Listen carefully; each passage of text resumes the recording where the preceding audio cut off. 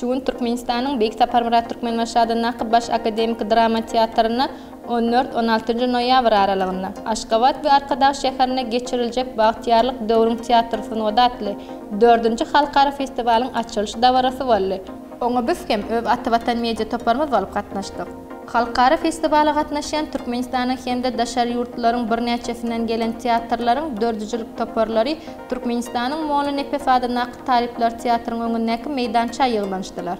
Bu yerde yurdumuzun tiyatr artistlerinin edebi fazla kompozisiyası yerine getirildi.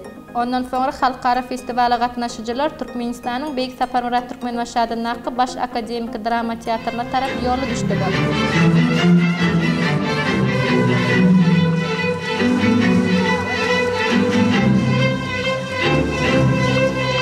Halkara Festival'a katnaşan tiyatrların dördücülük toparları yurdumuzun Baş Akademik Drama Tiyatrı'na varan yolun uğruna dördücülük toparının çıkışlarını tomuş ettiler.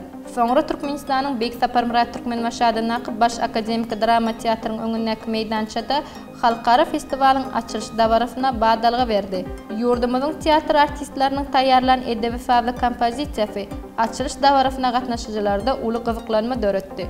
Davaran alparcıların tanıştırmağına Halkara Tiyatr Festivalına katnaşan yurtlar novatma tanıştırıldı ve tiyatr artistleri Baş Akademik Drama Tiyatrı'na girdiler.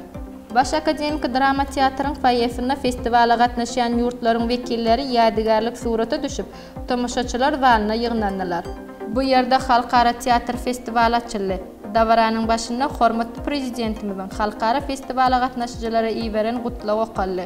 Ondan sonra Türkmen tiyatr fenotunun tarihinden söz açan video şekil görkebildi. Onda Türkmen tiyatr fenotunun ösmeğine ulu koşan halife artistler yatlanıp geçiliyer.